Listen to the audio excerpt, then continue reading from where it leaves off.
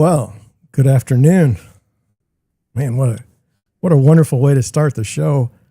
I don't know. Every time there's something new. I've got YouTube. I've actually on YouTube I have a chat now. I said testing chat and it showed up, but it showed up twice. So I don't know. Now I'm doubling everything that I do. What is today? Thursday? Man, it's been a week.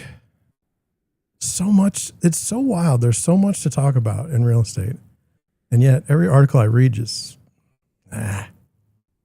So that's why Mike and I decided to do our own show. I'm going to bring Mike in now.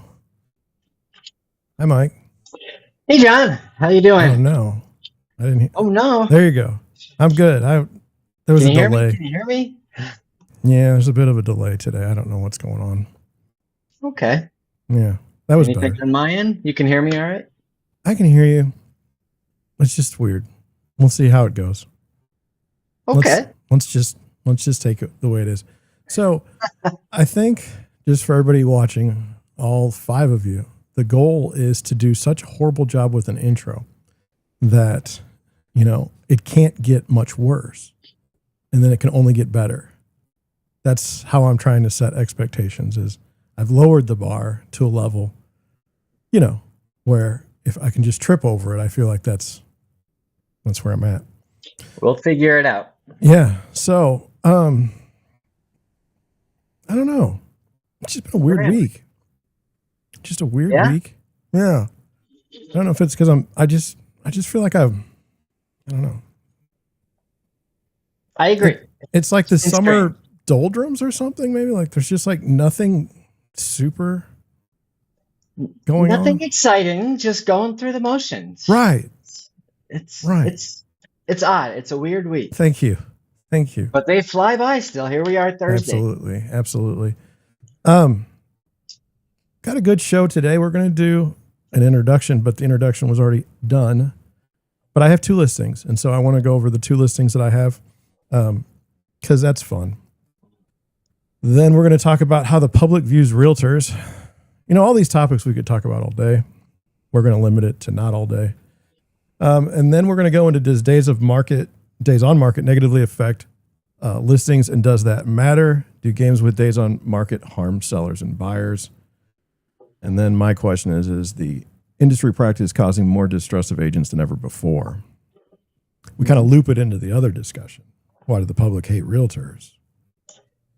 Then we're going to talk about brokers brokering out of their own office, their home office. It's illegal to do it in Pennsylvania, apparently. Totally that was fine. Interesting. Yeah, it's totally fine in St. Louis. Yeah. And then we're going to talk about just one of these topics that's silly and fun at the same time, open houses. We're going to try and leave with like a light fun. I've got a good story on that one. Good. I hope it doesn't involve anyone being bludgeoned to death with a crescent wrench. No, but good. That's fun. All right. Well, so I'll start off today with this thing. Last week we talked about how, should you put something coming soon? And then we found out there's different rules in different states. I was totally right to put mine coming soon. I had all kinds of showings lined up before the property even went active. The properties went active today. And with 100%. That, we're going to go over and look. There's 2. And we'll just go through. Now look, just so everybody knows, I'm not going to bash my own listings, right? I mean, like if you don't like it, that's totally good. But I'm working for the sellers. I'm going to say everything nice I possibly can about these houses. It's going to be totally biased. I just want you to understand that. Yeah. I think they're great. Good. I don't want anybody to be confused, like where my allegiance lies here. The people that write the checks is where my allegiance lies. And that's just the way it is. So let me get over here to this. And then, not good. First problem of the day. Maybe we need a producer. Oh man, wouldn't it be nice if we did have a producer? Enough? No, we're not even big enough to have somebody moderate the chat, Mike. We'll get there. Yeah, I mean, how do you eat an elephant? It's one bite at a time. Yeah. All right, here we go. Now I got it. I'm sorry about that. I'm going to share audio, but what difference does it make because it's a listing? All right. If you're a producer out there and you want to build your resume, give us a call. Yeah. And if you can work with difficult people, Right. mostly Mike. Micromanagers. Me. All right. So I hit that button and now it won't. Oh, yeah. Now it won't let me. Can I? We're not going to get to do this? I see it. Do you? On the bottom? On the bottom. No. We're not letting me go. Huh. Well, this is a first. Let me work through this. Go here. Dead air is always the best thing for a It real is. estate show. Right. Yeah. So are these referral listings? Did you know that? Yes. Familiar Yes. with the houses? Why are you doing this to me? This is not good. Why? Why? Let's go here. It will not let me do it. So what are we going to do? We're going to do it differently. We can talk about them. Yeah. So my first listing is it's in Ladue. All right. And Ladue is the 63124 area code. It's one of the, do they do things by area code there? Like Zip code, not area code. I'm sorry. Not area code. Zip code. So zip code, is there like a 90210? Yeah. There's not a 90210, but there is a 85259, 85254. Yep. Did you know the zip codes on the East Coast start with a 0 and they go up as they go west? Oh, nice. Yeah.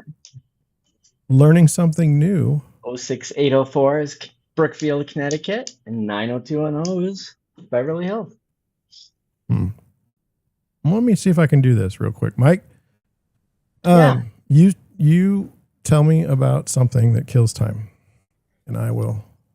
This week, this week? It was interesting. Learned a lot this week. You know, this is a funny business. We'll lead into it later about what people think of real estate agents, real estate brokers. Do we care? I don't know, but we care.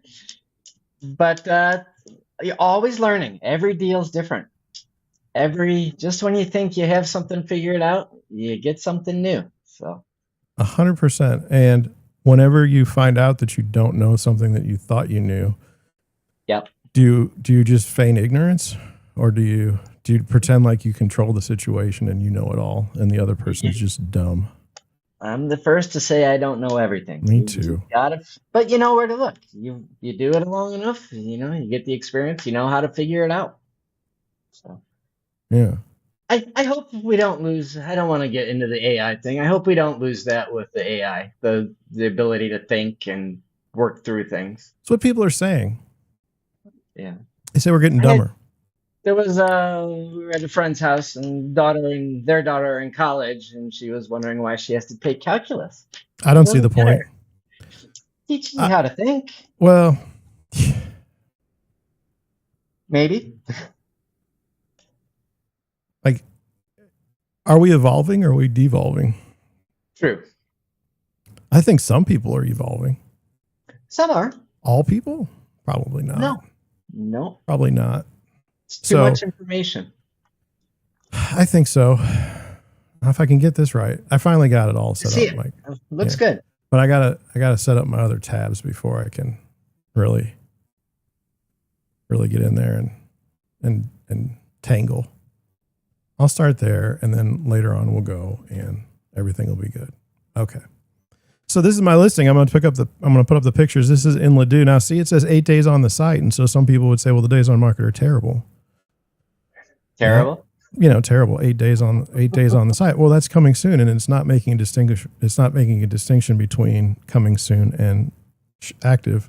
The first showings were only available this morning, starting at 10. We already had 2. So, I mean, I don't think that's indicative of anything negative. Yeah. So we'll pick the pictures up. Now, there's this thing about real estate, and it's so old. They say location, location, location. And it's true.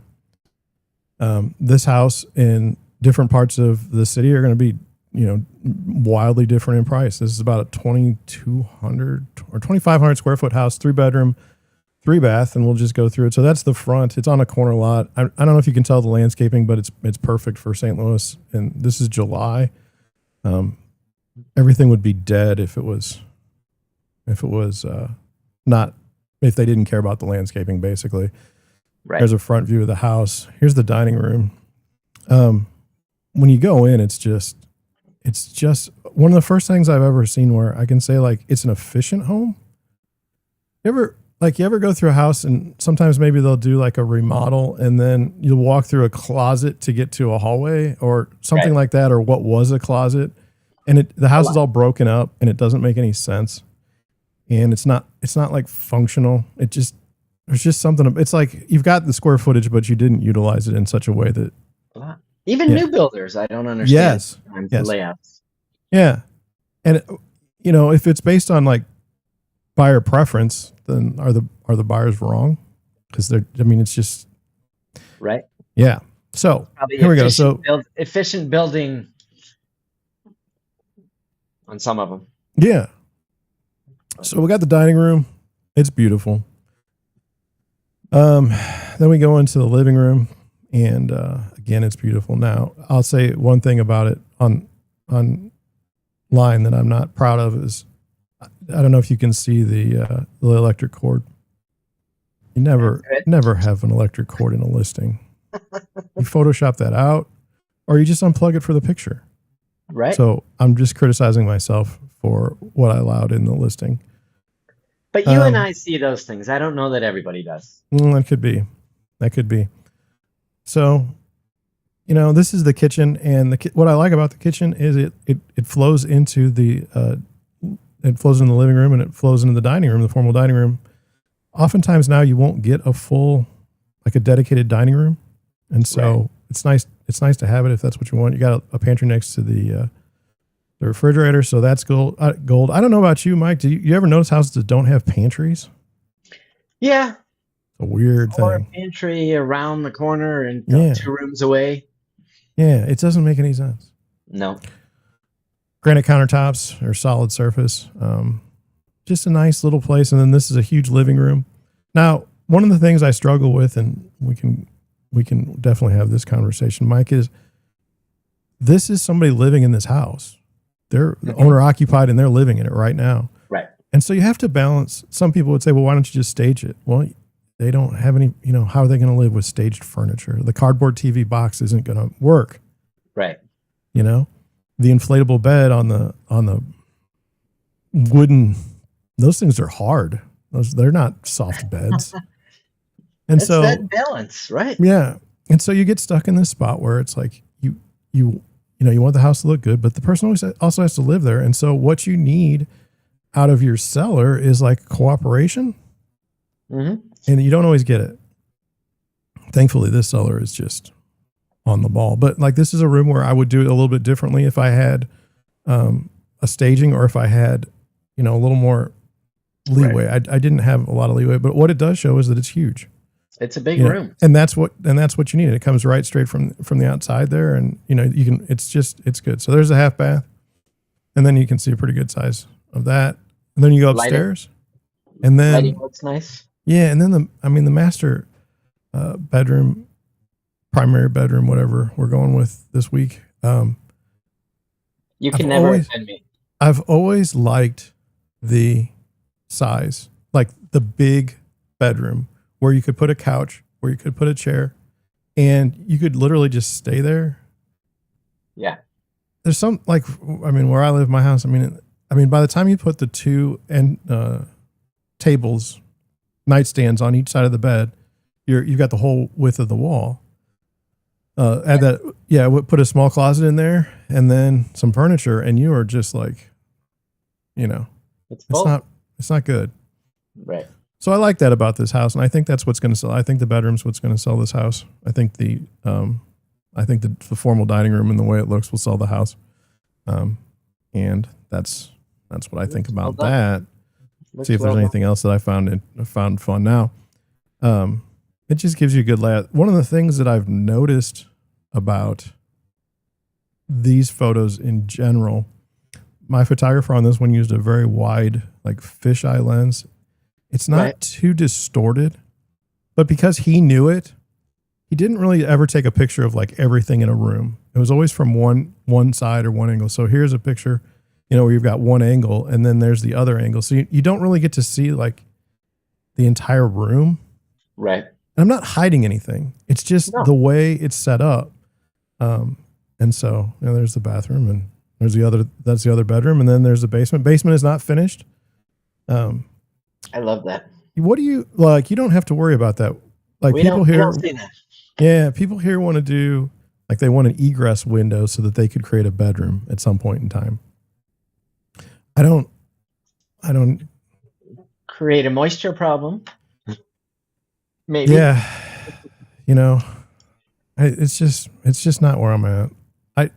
I am very interested in buying a house that is done now. I'm at 49 years old. I don't really want to add to a house that was built in 1950. Like I'm good with it. Do you know what I'm saying? This was 1950. Is that Yeah. So like I would just buy a different house instead of saying I want to commit like $100,000 to remodeling the basement. Yeah. I would just buy a different house. Because to me, like, what am I like? It's been fine for 50 years. Depends where you are. Do you little kids, big kids? Depends. Yeah. Depends where you are. But I'm saying when I was in my 20s, I would have taken on a project like building I actually did redo my basement by myself. Yeah. And I love it. yeah, but now I'm just not there. Really? Yeah. I've gotten to the point where it's like, buy it. If you want something, buy it. Yeah. And then be done with it. Like that's where I'm at now. And I think that's kind of how buyers are. They, in different stages of their life, they're thinking differently about what they want and how they're going to do it. And so That's true. Buyers don't want to lift a finger. I'm the first one to rip a wall down. There you go. On a Saturday afternoon, Yeah. but buyers don't want to do that anymore. No. So, and with the permitting process and everything, I don't know. I get it. So like, one of the things you could criticize me for is showing the house as it is. Okay. So like I'm showing you where the washer and dryer are. Okay. I want to see that. I'd rather see that. That's me too. And the reason why is I don't want to be wasting my time going to a house that my buyers were not ever going to be interested in. And now we're just sitting there for no reason. Agreed. So yeah, I show everything that I can and we put it in as best of light as possible. But here's the garage now. Yep. You care about having a garage if you don't have one. Okay. So Right. I'm just showing that there was one that existed. They use the word like serene and park-like settings. That's overdone. Yeah. Like every listing serene and park-like setting here. This is actually like really quiet back here and really nice. Right. And on this house in particular, I did something I don't normally do. And that is I did three things. One, I put a list of inclusions, exclusions, and upgrades in the listing material for the agents.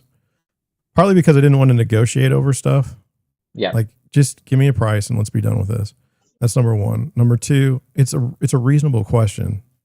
Okay. When I'm a buyer's agent, I want to know what's included and what's not included. Right. It's not to value the house. It's just, what are we doing here? Like, does that make any sense? I agree. Let's know what we're talking about so we don't have any issues at the end. And then on the upgrades, I've always enjoyed like, when it hails and then people get new roofs and then they say they put on a new roof. I always found that fun. I mean, my seller put a lot of work into this house from where she bought it. And I think that it should be reflected in something. It doesn't mean that because you spent say $10,000 on something that your house is automatically worth $10,000 more. Nope. But this does have a history of ownership. It was purchased in 2010 and thoughtfully upgraded throughout the time she owned it. And so I personally think that that's relative.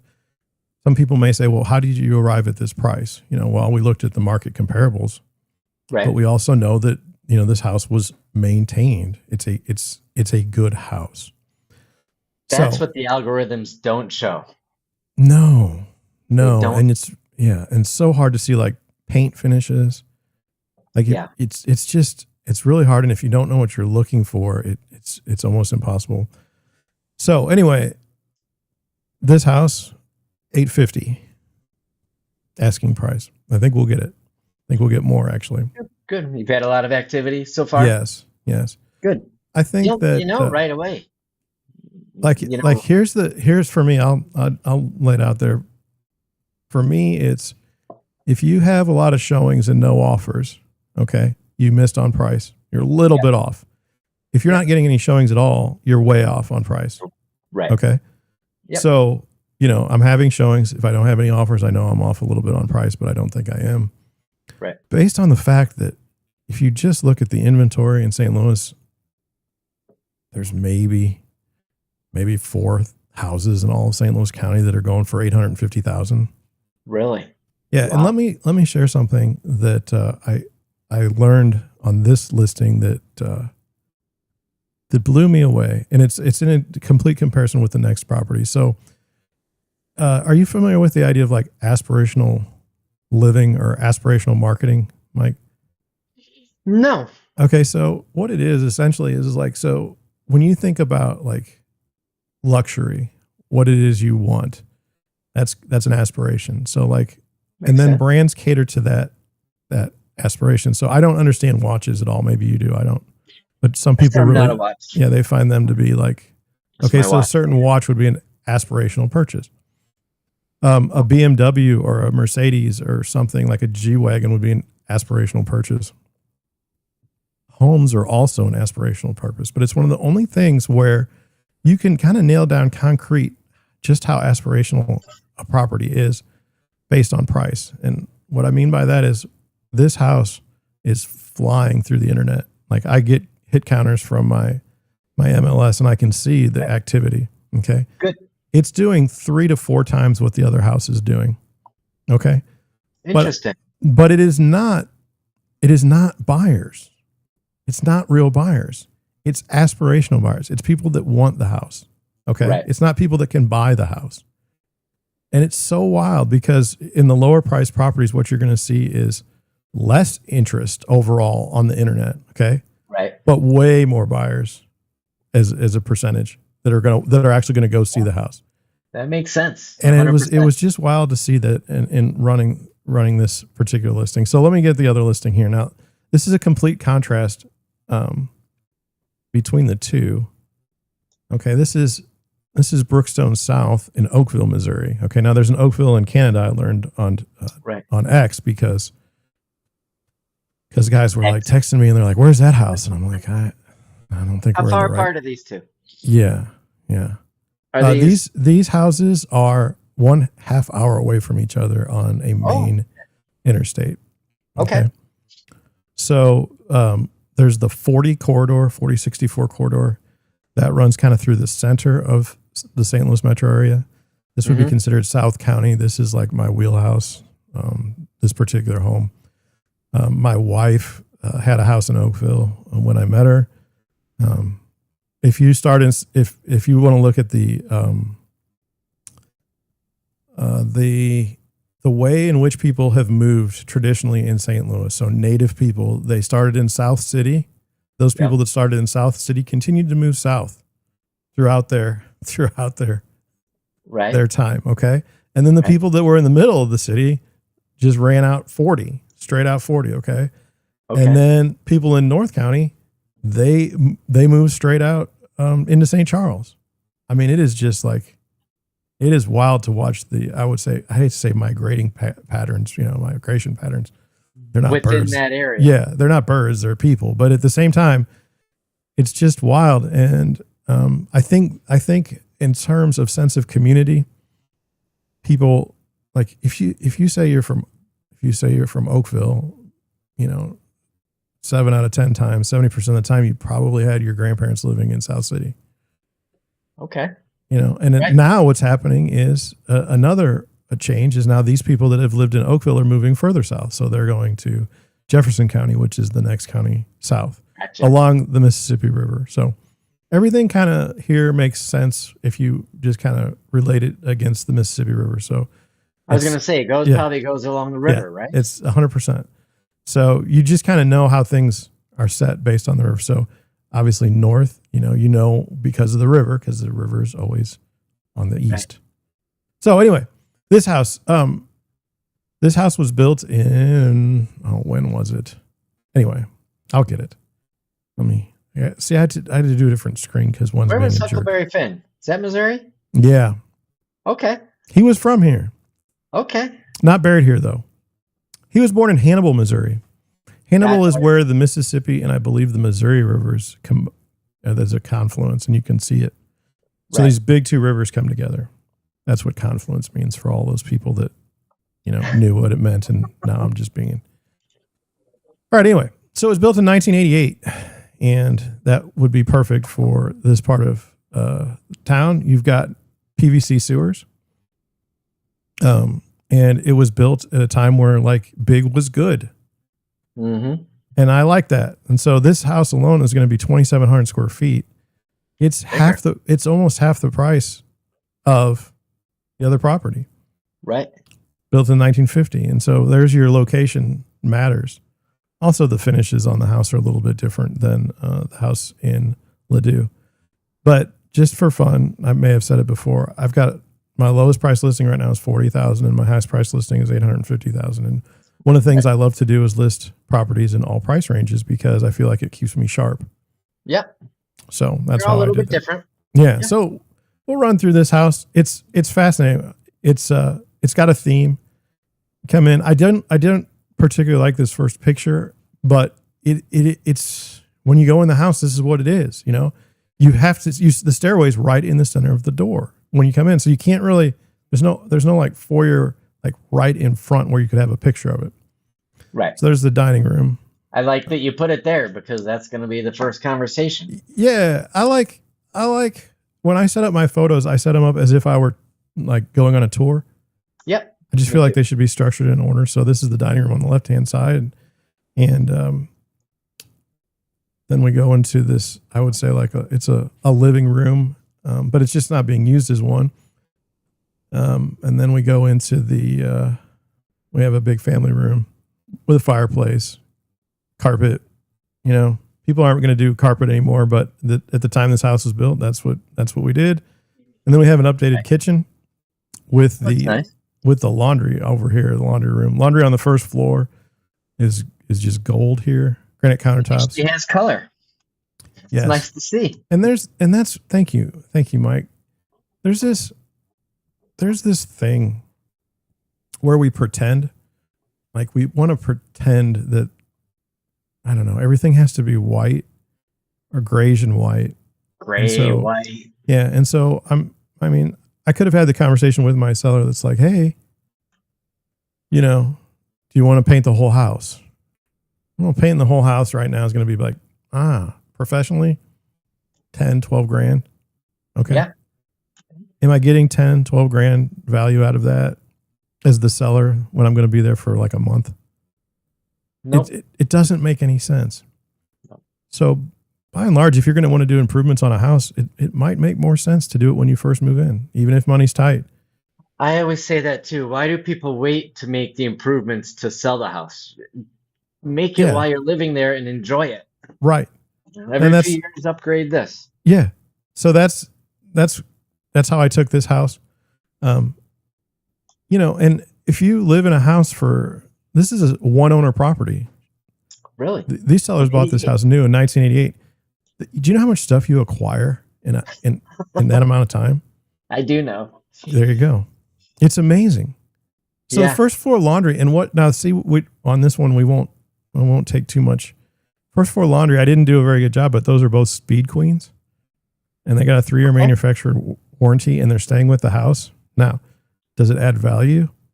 Well, to me, it adds value in my mind because a Speed Queen washer and dryer, those things are awesome. Yeah. So I put that in the list of inclusions because I think it's important. Like we're not going to be fighting over the washer and dryer when the lady moves out. Right. Right. It's just not something I want to do. So we put it in there. The refrigerator stays. It's there. So, if you're a young couple, and this is the way I would frame this one. You're a young couple. You've got maybe one kid, another kid on the way. Okay. They can all have their own bedrooms. Okay. You have washer and dryer, refrigerator already in place. You literally can move right into the house right now. And over time, if you want to change things, you want to paint a room yourself, you go right ahead. Yeah. But you're not going to fix 2,700 square feet. Okay. You're not going to be able to add on to that in this type of neighborhood. It's just not going to work. It's not going to make any sense. So you take the square footage. It's your palette. Do what you want to when you get it. I agree. So anyway, washer and dryer, updated bathrooms. There's a picture of the door. So is that like a national builder house, or is that a custom builder? Oh no, that'd be a national builder back in 1988. But this is 1988. I was 10, 11 ish. No. Really? Yeah. Well, I was born in 1977. Okay. So 11 years, right? Yep. 10 years. Yep. I can't do the math on thing. I'm just embarrassed to try to do math on when I'm in a thing. That makes sense. Yeah. I was 18.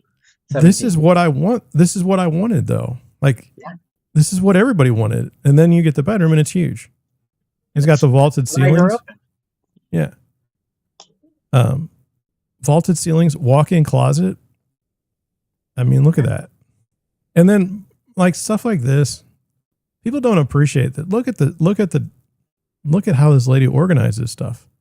That's fantastic. You know what I'm saying? Have you ever been in a house? I always call them shower houses, Mike, where it's you go in and it's I need a shower immediately. A lot of them at all price ranges. Yes, at all price ranges. I got stuck. So I got stuck one time. Lady wanted me to do a kind of a price opinion of her house, and she was there. And I was walking through the rooms. She had left a number 2 in the bathroom for me while I was going through, and I'm like, God damn it, seriously? And then no shame.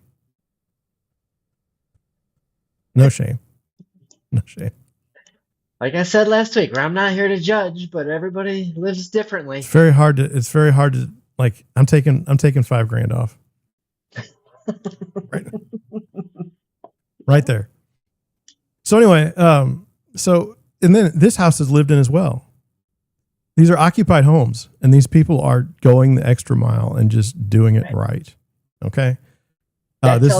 From a buyer's perspective, that tells me a lot. If it's organized and neat, absolutely. They're trying to sell the house. There should be no shame in trying to sell a house. The shame should be is you didn't try at all. You just threw it up there and just, figured somebody was going to buy it anyway. That's right. It's not good working. No. Got an updated bathroom. Some people may say, well, it doesn't have a tub. How often do you use a tub? Every night? Are you Alan Greenspan? No, because Alan Greenspan's dead. Happened 2 weeks ago. Previous episode references. Yeah. We got to tie them all in, Mike. You got to tie them all in. So anyway, look, if you want a tub, you just go in the hall bathroom. There's a tub there.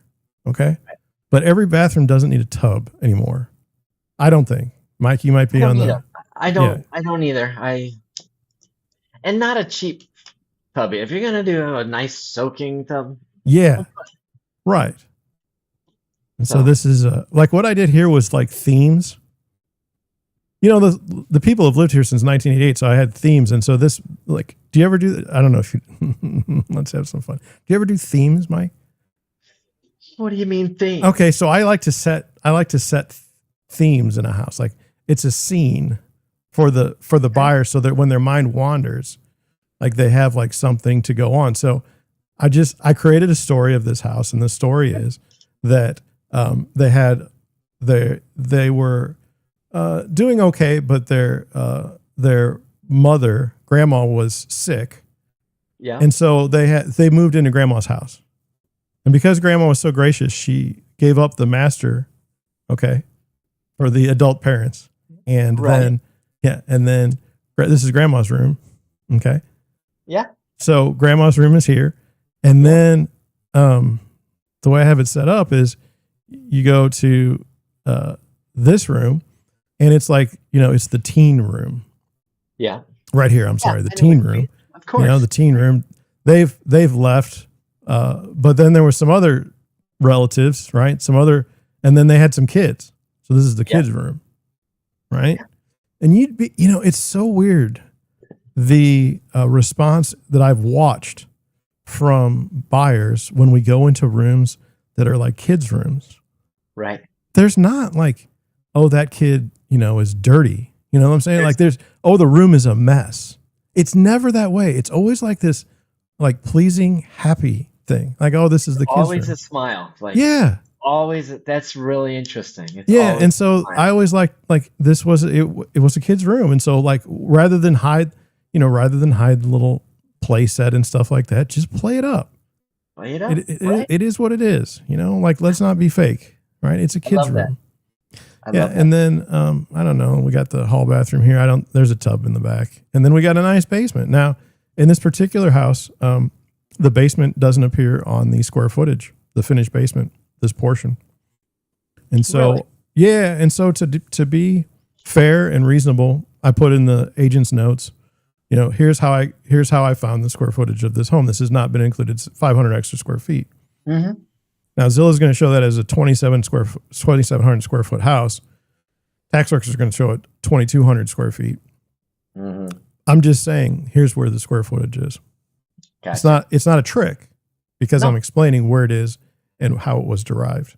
And I think that's all right, because you'll see differences even between appraisers. You'll see different. I mean, absolutely. And I just think that just be upfront with stuff. Don't try to hide anything, and you're better off. Absolutely. If someone comes at me later and says, well, the square footage isn't accurate, I'm say, this is what I have. This is how it was.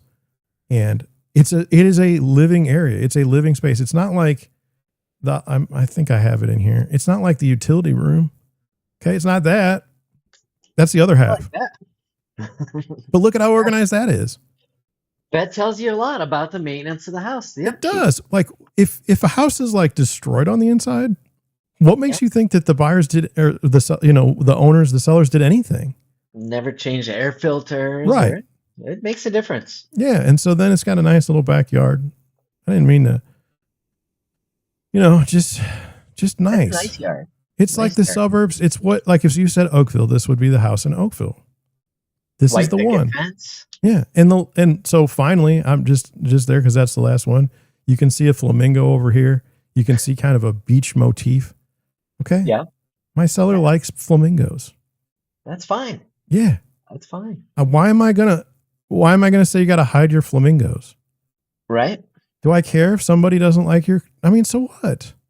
It is what it is. You're not it's not like, if you don't like flamingos, it's okay. They're not going to be there when you get there. Maybe somebody does. I mean, like this, like you take a person and like they like something, and then as an agent, I'm going to go, I don't like that. Right. I don't like. You're not buying the house. Yeah. Yeah. I don't. You like to collect flamingo stuff. But now we can't do it because you were going to sell the house and no one else likes. Like, how do you ever get a listing doing something like that? Right. So it's not worth it to me. It's not worth it. And I lean into it. If they were into Marvel comics and there were freaking figurines everywhere, fine. Just have it organized. Have it organized. Neat and organized. 100%. That's exactly it. You can have stuff in there. They always say declutter. I firmly believe in decluttering, but just have everything organized and neat. Just have it organized and neat. So that was our first topic. It went too long. I'm sorry. Where are we at? 46. We're going to be 4 hours today. No, we're not, because I gotta sign a listing agreement here, so we can't be doing that. Oh, good. Yeah. Good. All right. So I did it twice, but anyway, this is what Mike's going to take this over. Now watch. Mike's going to take this over, and then I'm going to chime in, like Mike chimes in on my stuff, and then while he's doing this presentation, I'm going to add more windows. So if you see me working up there, don't freak out. I'm just adding stuff because I had to switch windows. So take it away, Mike. This was interesting. It came up in a nationwide. We have a quarterly home services town hall, you call it, and it came up in trying to present, what does it's kind of a selling class. What does the public think of real estate agents? And I get it. I fired 2 agents myself before I got in the business. Just Oh I my could do better. God. You fired I agents? I could do better. Come on, man. And What are you doing? that was back east. Every state's different back east. Here we write the contracts. I think you guys write the contracts too, Yeah. right? Yeah. You don't have lawyers to close, do you? Don't have no, not commercial. We do or more Oh, complicated. yes. But majority we just use title and escrow company. We write the contracts, renegotiate it. But there's always, especially, I probably spend too much time on X, and you're calling me a troll lately, actually, which is funny because I just like to poke people on there. But It's hilarious. Keep it it's up. it's what public perception of real estate agents. And I found it interesting that the Berkshire salesman brought this up, the sales director, and I looked at it first when I first talked to you about it.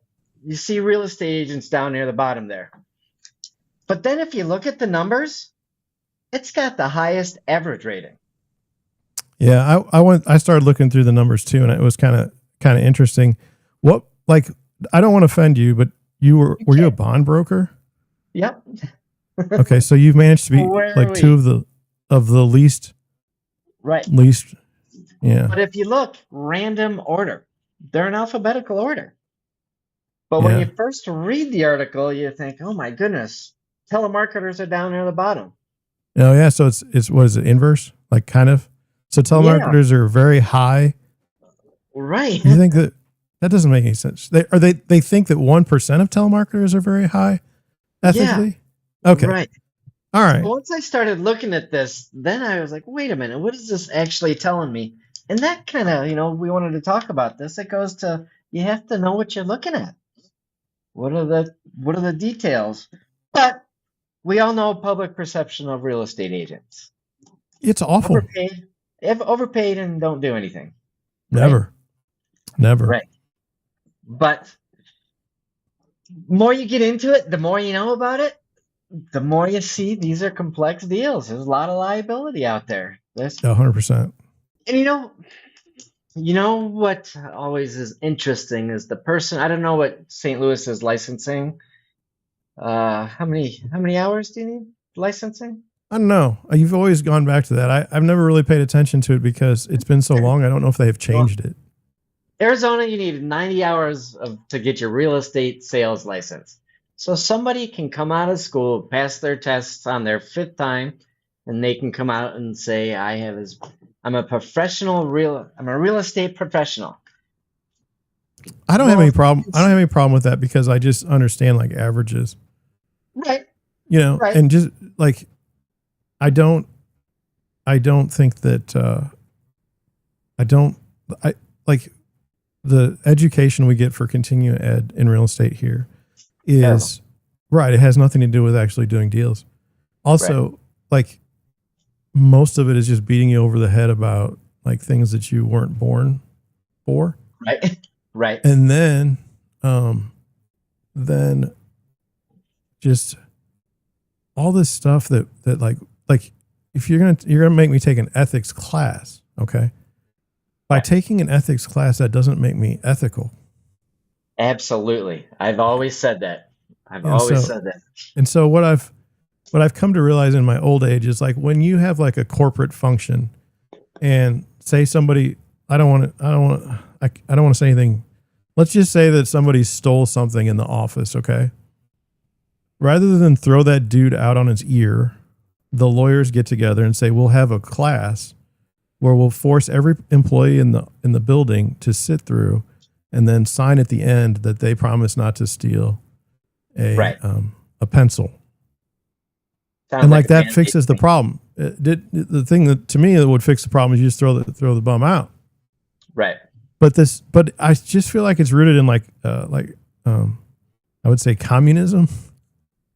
Okay. Is we're gonna punish the whole we're gonna punish the whole group for one person's insolence.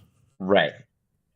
There's such a wide range of ethics and agents. There's different ways to practice. There's whose ethics? It's always been whose ethics. Yeah. Like, I mean, that's where it is. And so, yeah, it says honesty and ethics in professions. And do you know some of the things that I've done that I'm not proud of, but I did it on behalf of my clients? Right. Do you know how many people, like, I'll start a fight with an agent just because my seller's not happy. You know, Even if they're wrong. 100%. I'm working for my client. I'm not working for you. It's our job to represent the client. We can't make the decisions, but the client wants. That's our job. Yeah. And I don't, I mean, there's been so many times that I've done stuff and I'm like, you know, in an ethical situation, at the end of the day, I represent the seller or the buyer. Yeah. And this is how things have to go. Now, that doesn't mean I have to lie about things. No. Like if I'm angry with you, I can legitimately be angry with you about something that happened. And that's okay. That's going to happen. Yeah, I can't just call you names and stuff just randomly. But if I have a reason, then it's fair game. Right. So I don't know. You know the other agents. You know who works, how people work, and yeah. You know, if somebody prices a property $200,000, you know it's priced over just because that's what they always do, and then they get the price reduction. Well, you know, it's fascinating to me. So that's an unethical behavior, in our opinion, of a real estate agent's practice. Right. Okay. That would not be unethical for a seller. It's doing what the seller wants. They want you to list it for that price. Right. So there's always like this push and pull. There is. I do believe you have this danger in our business where like you're not an expert. Okay. So if I see a house built in 1950 and there's these little speckled tiles on the floor, okay, I don't know that that's asbestos. Okay. Probably the seller doesn't know that it's asbestos unless they've lived there and installed the asbestos tile themselves. Yeah. But I mean, why would I open myself up to, you know, litigation for something that I'm not the expert. It's right. Quite possible that was just a design choice and that it was vinyl. I don't know. I have no idea.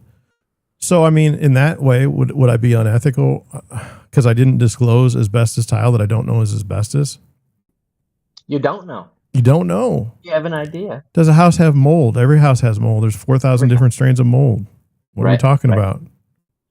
I'm guilty of, I'm always surprised at how much the public does not know. I think everybody knows about what kind of loans there are, how houses are built, how they're designed. Yeah. And I just assume everybody knows it. And sometimes my wife is great at reminding me that they don't know those things. My whole job and the whole process, I just try to educate people. And when I say educate people, it's not like, you know, send them to concentration camps. No.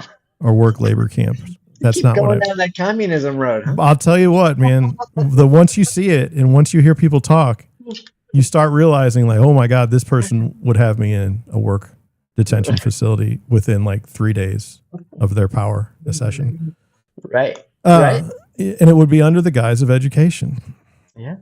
I would say clients are hired when they want to list a house, or like if they want to go against my advice, I say, you're hiring me for my expertise. You're more than welcome. You have your opinion. I have my opinion. You're hiring me for my expertise. You can either follow it or not. Yeah. So, I probably walk away from that conversation too quick sometimes. So one of the problems that I've run into is buyers and sellers' perception of the real estate market, not grounded in fact, matters. It matters. Matters greatly. The nationwide 8-word headline: "The sky is falling." Yeah. Is it? I can tell you that I'll get people like they'll say, "Well, the market's awful, so we need to list our house, you know, $10,000 less than we thought we needed to," and it'll be during multiple bid opportunities. Yeah. And as the agent, I'm going to say, "Well, I don't want to list it. I don't want to list a house for what it's going to sell for ever." Right. I don't ever want to do that because to me, that's like just inviting something selling for less than its true value. Everybody wants to negotiate. Everybody does. Yeah. So on the ethics portion, I think one of our ongoing themes can be this. Let's go find where agents do bad things. And then we'll talk about it. Because I guarantee you there's real estate agents losing their license and in jail every day. 100%. Yeah. And 100%. So I think it can be an ongoing theme and fun. Yep. It can be. Yeah. It can be. But as far as our questions, are we selling houses or are we selling ourselves? We're selling ourselves so that we can sell houses. Exactly. See how I did that? And then is it too easy to get licensed? Is it too easy to get licensed? I think that I'll go one. I don't have a political home, but what I would say is I don't want to restrict anyone from pursuing their dream. Right. The market will tell them very quickly if their dream is not attainable. Okay, as a real estate agent. Right. And if having an ethics class doesn't teach someone ethics, then what are we doing? Like, why are we even, I think I'm of the opinion, as long as you haven't murdered anyone, as long as you haven't been in jail for mail fraud, and you have a pulse, you can do anything you want. You can do whatever This you is want. America. This is America. Yeah. Can you do it successfully? Good luck. Good luck. You might want training. Like if you're going to be a surgeon, you might want some training. But as far as licensure and the medical boards and the American Medical Association, yeah, co-opted institutional capture. No, I'm not interested. So then it says biggest transaction of most people's lives, yet many go it alone or use a family or friend or family member. Now, I just this morning I saw on one of my local Facebook groups, which I'm learning are toxic, way more toxic than X. One of my former friends bought a brand new house and now is looking to rent a house for a couple months before they move into their new house, and I didn't get the phone call. Former friends. Yeah, well, there you go. How recently? Well, it's one of those things. It's like, well, I guess we weren't friends. That always hurts a little bit. It happens. So at least, I don't care if you use me. Yeah. Oh, I do. Let's talk about it. I'll do the best job for you, but yeah. But if you've hired someone else, don't call me afterwards. I've had that too. You had a good one the other day.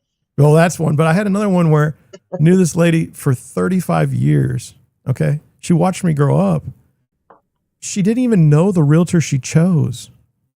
And Really? then she calls me in the middle of the transaction. She's like, I don't think this is going well. And I'm like, you're contracted with another agent. You think I'm going to say anything about this agent? No. That's not ethical. But we can't. It's not. I'll never badmouth another agent. I'll badmouth brokerages. Yeah. Maybe. If they're doing their best. That was a preview. How do you actually tell if an agent is trustworthy? Are all agents the same? No, all agents are not the same. You'll figure that out real quick when you call them. And different ways of doing business. And then, as far as trustworthy, I'm gonna flip the script. Mike, I think some people are looking for the worst, most criminal shark real estate agent they can find. You always hear, I want someone, I want a shark. I want to go get her. 100%. I want somebody who's going to do you? Yeah. I think some people do. Like if you got a body buried underneath the house, okay, in the backyard, like you don't really want to disclose that. You need to find somebody that's going to go ahead and forget about mentioning that or know that you did it. It probably helps you put the body back there. You can find them. They're out there. 100%. For sure. And let me, I hate to say it this way, but Mike, I think if I were looking for a real estate agent, the first thing I would do is look up the real estate teams, the big ones that are advertising everywhere, and mark those people off my list. 100%. Okay. Yeah. I'm not a teams person. I'm not a team player. No, I shouldn't say that, but yeah, it's a mill. It's like a puppy mill. It is grinding them out. It is. And it's a way of doing business as a broker. Your business is not buying and selling real estate. It's Right. buying and selling people's time that don't know any better for Exactly. long enough until they figure it out. Yep. And you'll never hear from them again. I want to, like we've talked before, I want to go to your kid's baptism. I don't know. Yes. So I agree. So, so also, I don't know that trustworthiness is the number one factor. Yeah. I would say referrals. Call previous people that have worked with them. Yeah. I think I have a pretty good record on people that I think most, I would think all that I've worked with would give a good referral. Yeah. But, Well, I've been wrestling this. I put it on our list of things to talk about sometime. I've been wrestling with this idea of is how much personal responsibility do I take for a deal? So, like, say I'm the listing agent and the buyer's being a jerk. Buyer's agent's being a jerk. Yep. Is it so I need to be happy at night or sad at night because the buyer's agent is being a jerk? No. But and I mean, to the point where they're causing problems with to the point where they're causing trouble with the transaction. Right. They're making my seller unhappy. Right. But as with your experience, you know how to manage it. And that's really what we're here for, is to get to take that on our shoulders and take the emotion out of it. Yeah. You're not going to be happy with the person. It's emotional. I think real estate is all about managing emotions and expectations. Yeah. Yeah. So, it's just, I've been working on that one. And then the last question is, do people still need an agent with today's tech? I think the more tech we have, the more you need an agent, actually. It seems that way. Just on every person so far that I've listed their house in the past. Well, I know the last three, every one of them has said, Zillow tells me that my house is worth this. The St. Louis County has said that this is what my property is worth. The assessor's office, the tax. Right. And I think that you'd have to live, to me, the only people that don't know what their house is worth are people that live like as hoarders and don't ever go outside. Yeah. They just read the news or watch. Well, you just look at your neighbor and what their house sold for. Now, does your house compare to their house in any way? Is it the same square footage? Is it the same style? Is it the same upgrades? Yes or no? It's always better. Mine's so much better. Yes. But the idea, I don't see where your tech is helping you. In fact, I feel like it's just added more layers onto my daily job. More documents, like we were saying the other day, as far as responding. I've got to respond to 7 different communication devices. Yeah. I've got to disprove half of the website headlines. Well, not disprove, and support my numbers. Well, just think of it this way. When I started a long time ago, when you were on Facebook, as a brokerage, it was fine to post listings, but it was frowned upon to have a personal page to promote your listings. Okay. Right. So then, you could only really have 1 or 2 pictures at the time. It was very Instagram-like originally. Right. And then now, I was talking with my assistant, I was like, how in the world, do we even market a coming soon, or not a coming soon, a just listed property anymore? On Instagram alone, you can have 20 photos. There's but there's no links. So what used to be Facebook, I put a picture, 1 or 2 pictures on Facebook with a link to my site. Right. Then you can see all the pictures and everything's golden. Now it's on Instagram, you got to post all the pictures on there. They're not going to look right because it's in the 1-1. Yeah. And Instagram is the photo platform. Yeah. Every platform is a little bit different, and you have to know how to. That's talking through pictures. And here we are, can't use our pictures and look good on Instagram. Right. That we paid $1,000 for. Right. It doesn't make a lot of sense. Doesn't make sense. And I think my website is fantastic for information and searches. And I don't know if you have the MLS links you can send. Everybody always wants to go to Zillow. And yes. They make it very easy for the consumer. It's the user interface. It is. They do a great job. You'd be shocked. I'm shocked at least. So there's Rohan Dar. He lives out in San Francisco, and he is the best Twitter real estate agent there is. Yeah. I don't understand it. All I can think of is that it's high tech Right. out in San Francisco. And so the people that are on X are just, but I mean, that's his main source of business. Is it really? Yes. And he does a lot of business through X. And so yeah, one of the things that I'll steal stuff from him all the time because, if you don't reinvent the wheel. Yeah. But on Zillow alone, okay, Zillow doesn't allow us to show the sold price of a home in our okay. But in San Francisco, you can show it. So he'll take a picture, a snapshot of a house that's sold, and he'll say, this went for X over asking, and this is why, and that's a great post, a very informational and informative, and but I can't do the same thing. And so what I did was I signed up for Zillow like as a person. Okay. Yeah.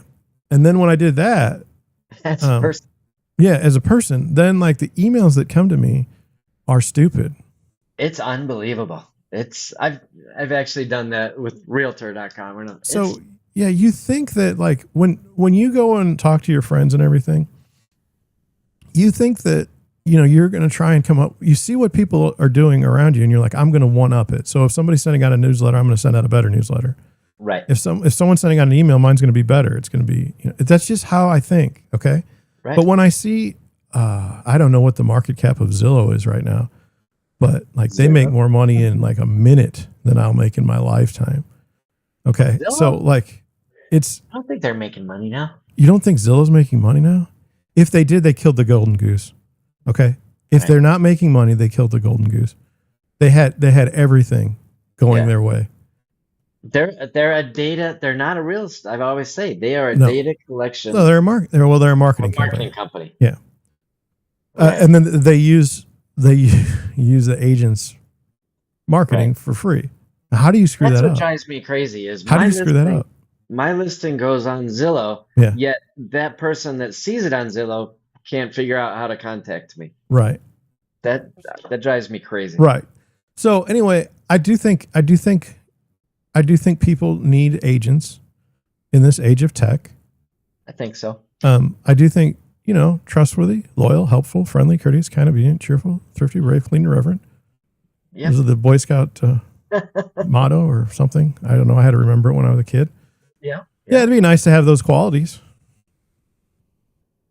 But but I would caution anyone to say that my integrity is what's going to get me hired.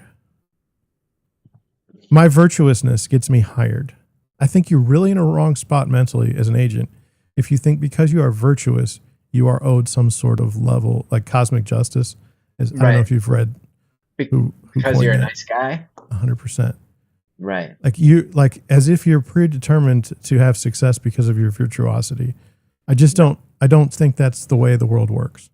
No, that's got to be a balance. Your experience, your knowledge, you have to prove your worth. So yes, we are selling ourselves in order to sell properties. All right. Now, very good, Mike. You really, really ran that one well. That's not mine. I'm Ed McMahon, remember? You really helped out though, because now I'm going to make a show announcement. It's 2:00 and I was supposed to be out at 2 and I'm not going to be out at 2, but I'm not going to we're going to talk about brokers out of the broker office next week. We'll talk about open houses, real or fake next week. Yeah. Where are we? That's just where we're at. We're going to talk about the last thing. It could take forever, but we're not going to take forever. It's going to be, the question is, does days on market negatively affect listings and does that matter? And do games with days on market harm sellers and buyers? And then is industry practice causing more distrust of agents than ever before? Okay. That's where I went. So here we go. I went there. Here we go. Yeah, that's okay. I hit that button there. Okay. Now, so here is a company, Compass. I believe they're the largest real estate brokerage in the country now. Yep. In tech talk, they would be called disruptors. Who are their disruptors? Some of my best friends are with Compass. Yeah, I've seen iBuyers and how that turned out. So I'm not really going to, we're not going to do the, okay. But anyway, now if you just see this, okay, let's just play it out like as a person. Okay. So here's these two older people and I think age does matter. Yeah. They're happy that they're signing something. Okay. And then We're it gonna says move on, we're gonna get this we're done. building a more open, competitive marketplace that gives homeowners and agents real choice, more transparency, and smarter strategies. That's what it says. Okay. Yeah. Now, as far as I can tell, if I want to list my property tomorrow, okay, I can pay a limited agent $500 that gets on the MLS. Okay. I can break every rule in the MLS for $500. Yeah. Okay. So now, so where is that? I mean, that seems almost frictionless to me. This looks easy, right? I mean, like, how are you giving a more open, competitive marketplace? How are you giving homeowners and agents real choice? Yeah. More transparency and smarter strategies. If you're in a non-disclosure Texas state, where's your transparency? Right. Now I mean, and smarter strategies. We'll go into the strategy, see if it's smarter. All right. So anyway, that's the front. So this, I think it's important because you've got the largest real estate brokerage in the United States that starts off with this. Okay. So you can't say, there's a lot behind this. The public doesn't know about right. those lawsuits I'm going sorry. back Yeah. and forth. I'm sorry about that. And but you and I know. But. Yeah. But just, you can't say that this is like, it's not just me. I'm not the guy that just said that or wrote all that stuff and put it on a website. Okay. Right. It's the biggest brokerage in the United States. Okay. So now these people are obviously happy. We don't know if they're buying or selling their house or if they're getting ready to put the old man in a old folks home. Happy about something. We don't, he could have dementia for all I know. Nice teeth. Yeah. Then there's this guy. He's from Wall Street. It says your home, your choice. For decades, organized real estate, including multiple listing services and associations, have dictated how homes are marketed and sold in the United States. I mean, there's rules? Well, that doesn't seem right? And then it says these entities profit from controlling access to listings and information, limiting both competition and consumer choice. Well, what if I told you that the largest brokerage in the United States profits from controlling access to listings and information, limiting both competition and consumer choice? It'd be hard to believe because it's literally somebody else, obviously. I think they're solving a problem that doesn't exist. Well, and for what reason? So it says for decades, organized real estate. So like, is that like big real estate? Yeah. Like big bike or big scooter? So there's this whole, like, we've been doing real estate for 100 years or thousands of years, however long you want to say it. And now they're the baddies. Right. But the largest brokerage in the United States is the virtuous one. Mm-hmm. It's tough. It's making tough some to big purchases. Yeah, it says as a result, home sellers are forced into a one-size-fits-all approach. Sure. I don't think one size fits all anything about it. Real estate. Absolutely not. It says once a home appears on the MLS and portals, it's immediately subject to negative insights like days on market, price drops, and automated value estimates, all of which can quickly work against the seller's best interest. Now, this is baloney. Yeah. Baloney. Have you ever heard of price discovery? That caught my eye when I read that as well. Yeah. So now we're not going to have price discovery, right? Right. And then here's a negative insight. If you priced your house $300,000 more than you're supposed to in this market, you're going to get a negative response. Correctly, the market is doing its job. Efficient markets. There you go. But we're led to believe that it's something else. And then it says that all of which can quickly work against the seller's best interest. Well, is it the seller's best interest to restrict a listing from the MLS, which has the largest amount of eyeballs? Whose interest would that be in? Yep. Weird. Their broker. Yeah. Very weird. I do understand there's other times privacy issues. Oh, hey, we'll get into that, I think. I do understand that. It says there's no option available because organized real estate dictates how listings must be marketed. Well, organized real estate has rules. And we know that if we don't have the rules or someone skirts the rules, then bad things happen. And why do we know that? Because there's a historical precedent. Mm-hmm. Okay. So like I was telling you last week on coming soon listings, when they hit St. Louis, all that was a way for agents to double into deal. Yeah, I found that interesting. I mean, that had not crossed my oh, mind. it was Not how we have vicious. It was it. Yeah, vicious and horrible. So the that would be, MLS put in rules. You don't have to like the rules, but I know why they did it. Made right. perfect. After watching it happen, I'm thankful they wrote. I'm thankful Organized Real Estate got together and said, you know what, this seems a little shady. This Right. might hurt our honesty and ethics. Ethics. Yeah, the way we're looked at by the public. We may want to, Yeah. put a rule in place. Yeah. So, and far from me to defend anybody, but let's be honest here. Okay. There's Says at people a Compass, lot we smarter believe. than you and I that are Yeah. making. Yeah. At Compass, we believe homeowners should have the freedom to decide how to market and sell their home.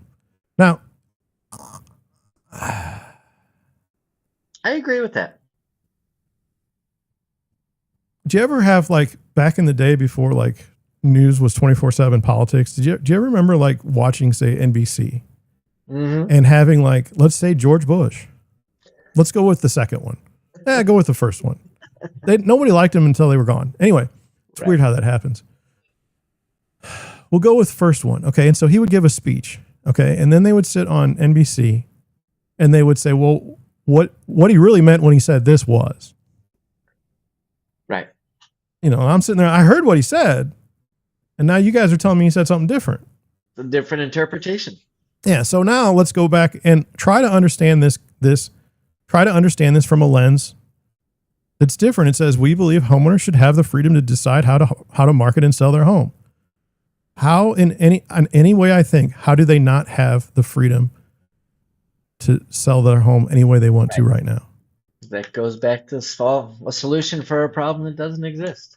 Who's restricting them from selling their own home? Right. You don't have to be licensed to sell your own home. No. You can even break all kinds of rules that we can't break. Right. Federal laws. Right. Tough to see if it finds. Good luck with fair housing doing some of these things. Have fun. I'm sorry that the rule exists, but it exists for a reason. Again. It does. So on this I've got a whole basis, story on that. yeah, I'm frightened of it because I know how bad it is for me. How is the seller how are they kept from being able to market their home any way they choose? If you want to have Does that go back to ethical agents? well, if you want to have a 4th of July fireworks party and spell out in the sky, we're selling our house, who's stopping you? You can do that. Where are you being stopped? Are there agents out there that tell sellers, "Oh, you can't do that. We can't do that. You can't do that"? Well, I don't know. get the feeling that that's what's going to happen. Yeah. And there are things that I can't do, and there's certain things on how there's certain ways I frame things. And so one of the things that I didn't like is my broker told me this or my broker told me that, thereby abdicating your responsibility and putting it on someone else. Have your broker call me. Yeah, there you go. And I'm the broker, so I've often said he's a real asshole. Okay. Yeah. But that's where I'm all right. at. That's all right. So it says so then it says, we believe homeowners should have the freedom to decide how to market and sell their home. Every seller deserves a strategy that aligns with their goals, timing, and comfort level. Let me ask you this. Do you think selling a home is fun? Fun? Fun. Some are. Some aren't. Sure. Let's just say like a little old person is going to an elder care facility and their family has ditched them. Okay. Decades ago. Is it fun? No. Is there any part of that that's fun? Nope. Is this the Compass customer? Clearly not. Clearly not, because that poor person, I mean, you can Compass all you want to. This is a bad situation. You're not going to feel comfortable moving into an elder care facility. No. Dropping down from a 3,000 square foot house. Okay. Right. And then what are their goals? Who's not letting their goal, like if your goal is to sell your house, okay, that's the goal, right? Or is that the end? Either way, your goal is to reach the end. yeah. Move. Okay. And Right. so then, no offense, but when did sellers or buyers become the experts in the real estate marketplace? Right. Do they even know? Like, is their strategy even a good one? As we said before, you're hiring us for our expertise Right. and profession. But If you don't want to, this would say we don't hire an agent because the seller knows so much they can do it themselves. they can do it themselves. Whereas this is more like one of the more aggressive sales funnels you've ever seen in your life. It really You're is. locked into something that is just awful. Yeah. Okay, so it says, It really is. this is why we created the Compass 3-phase marketing strategy, giving homeowners the same advantages as real estate developers and professional home builders. That's interesting. So real estate developers have advantages and professional home builders have advantages that we don't. Over brokers. Yeah. A real estate developer owns their own property and can do with it as they please. That sounds like AI wrote that whole paragraph. Yeah. And professional home builders, if they're trying to sell a home and they want to offer points, or if they want to offer upgrades so that to not crater their Right. values, Right. that's Keep that's the their price up. choice. Yeah. That's not, it's got nothing to do with the real estate marketplace as far as like access to it. No. No. No. All right. So then it says Compass is giving homeowners the same advantages of real estate. And now we do it again. Okay. So it says professional home builders and real estate developers have a sophisticated playbook on how to sell homes. And just like homeowners, some homeowners have properties they want to advertise that aren't ready to be shown. Here's the thing they can do. They can test aspirational pricing. Aspirational pricing. They test it. Okay. Now, here, I'll tell you, here's how it's done in the real estate world without Compass. I know a couple that wants to sell their home, but they don't have to. Right. So they tell every single real estate in town agent, if you have a buyer, we'll pay a commission. You come over and we'll do a deal. Right. If you can Okay. sell my house for $2 million, I'll take it. Yeah. And Right. that's not a joke. They will do it. Not a joke. They will. Okay. But Is that nobody's gonna buy it. aspirational pricing? Yeah. I mean, how are you're testing aspirational pricing or validated pricing? Here's another one. You have this on the buyer side and you told me about it last week and nobody paid attention because they don't know what Mike's talking about. Apparently we're like operating at a level like way above, Nobody which listens. it's hard to believe. Hard to believe. So anyway, Mike said he had I believe it was a buyer that was only going to buy a property in Arizona in June. If it didn't get done by June, he's waiting. Right. Or she Yep. or them. Yep. Okay. That's testing a pricing strategy on the buyer side. On the There's buyer no side. inventory. There's no inventory that I want to buy, that I want to pay this amount of money for. I'm waiting. Right. On the seller side, it works the same way. Here's how it works. The best time to sell a house in St. Louis, Missouri is between April and July 15th. Okay. Because of school. And you may say it's stupid and that's fine. That's just the way it is. It's not, I don't, That's everywhere, I think. yeah, well, I don't write the rules. Okay. Right. So say you want to sell your house. Okay. And you want to get X for it. And it's, I don't know, 300,000 more than it should be sold for. Okay. You put it out there, put the house out there for sale, market it, call some agent. It can be someone you like or don't like. Okay. Your whole goal is to get price discovery. Mm-hmm. Okay. The house doesn't sell. Okay. You take it off the market. You didn't have to sell your house in the first place. You take it off the market, wait until next season, next summer. Do the same thing. Maybe the market's changed in your favor or not, but you've just done exactly what's been said can't be done. Right. All right. So that's dicey. It says, And everything sells eventually. yeah. And then it says, harness the power of marketing. They market while staging and preparing the home to create interest and anticipation before it's ready to be on MLSs and portals. What does that have to do with anything? Like, I just did a house coming soon. Did I Right. not just do that? Why Right. can't a house be on the ML? The reason why it's on the MLS, the reason why we have clear cooperation in the first place is because people are trying to double end every deal. And if Mhm. you're the largest brokerage in the country and you can double end deals, that seems to me less about the client than it does about the brokerage. In my thinking. Volume. For sure. Volume. Or the second largest or the fifth. Anybody that could control anyone that controlled the listings, okay, that can have some control over them on a national basis has all the power in the world. They do. Okay. And then it says learn from engagement insights from the listing page. Okay. So like if it's on a website, then you can see like someone, it doesn't matter if it was a robot. It doesn't matter if it was an AI. So, you know, it's like I was telling you earlier today, my house in Ladue is expensive for St. Louis. Right. Okay. Way more people are interested in that home than my house that's priced an average home price in Oakville. Yeah. Does that mean anything? No.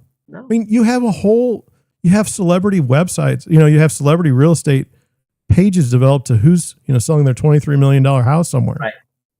And they get millions of views. And absolutely. It doesn't find the buyer. Right. And then it says protect and control their data. They control which websites their photos, address, and data appear and protect their data. And to me, it's like, okay. You know, I was talking to somebody the other day.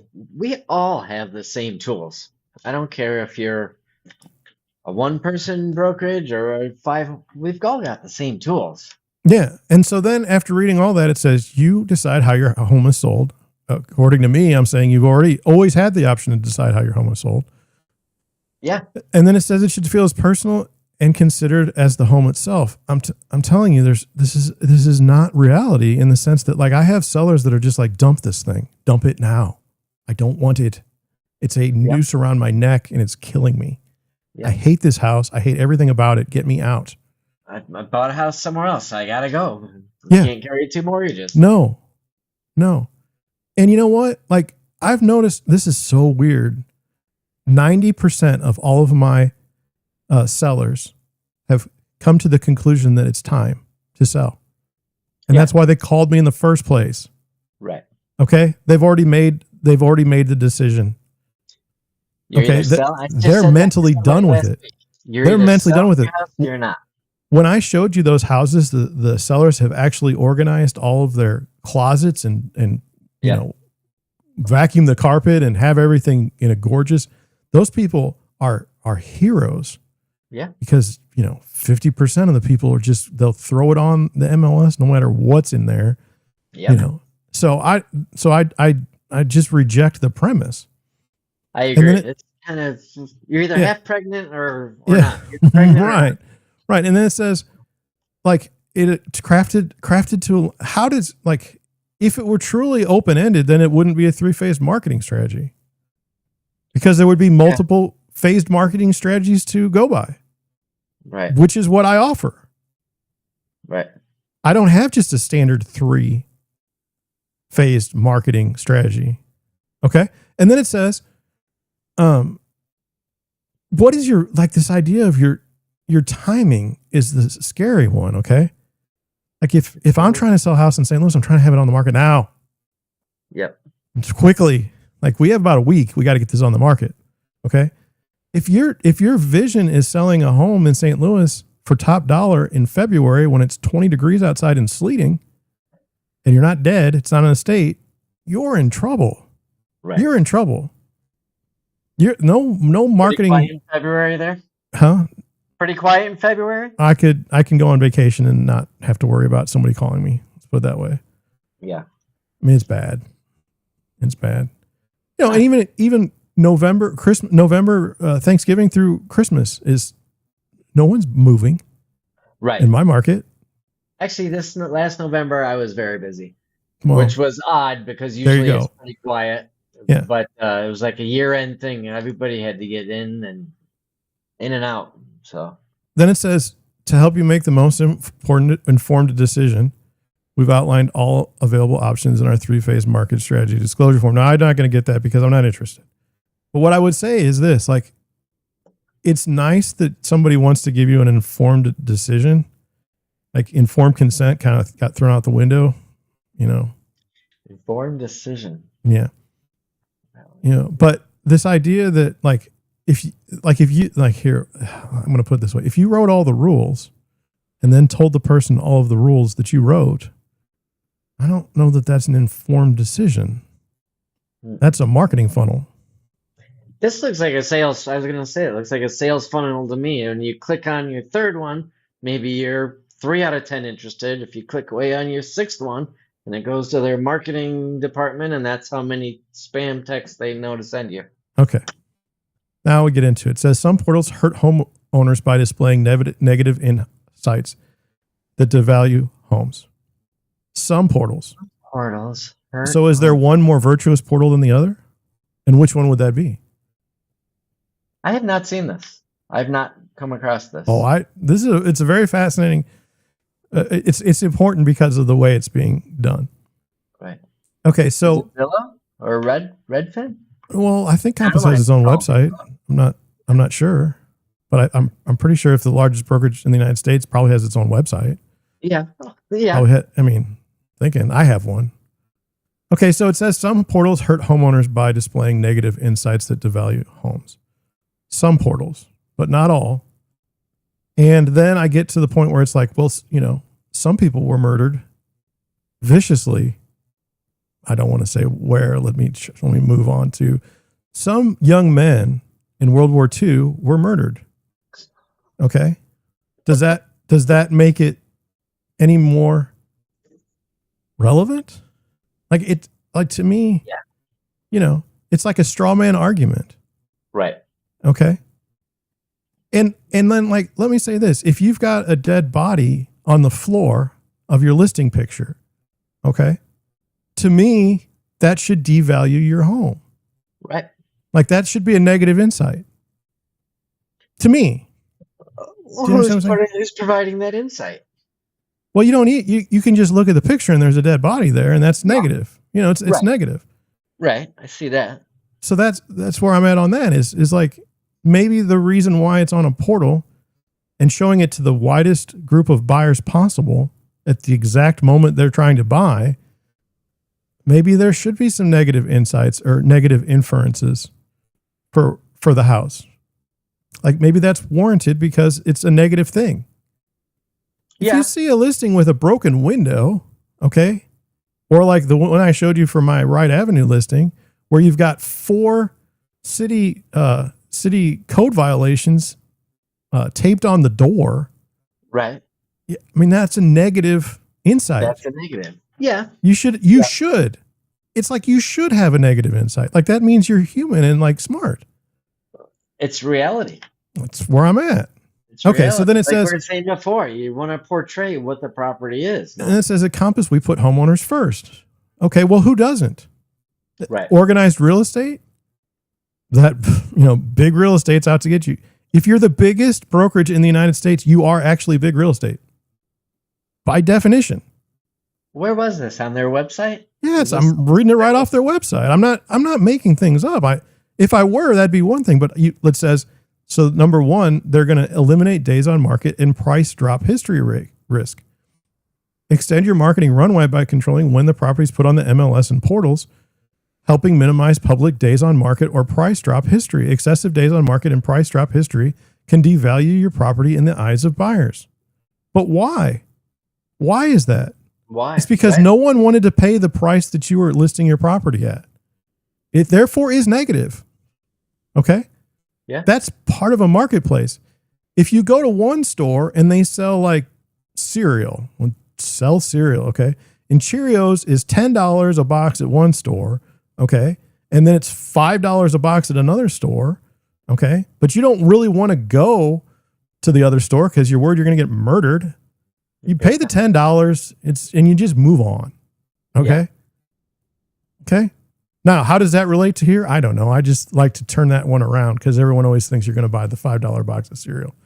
Where I'm like, it's not always price dependent. There's other parts involved in it.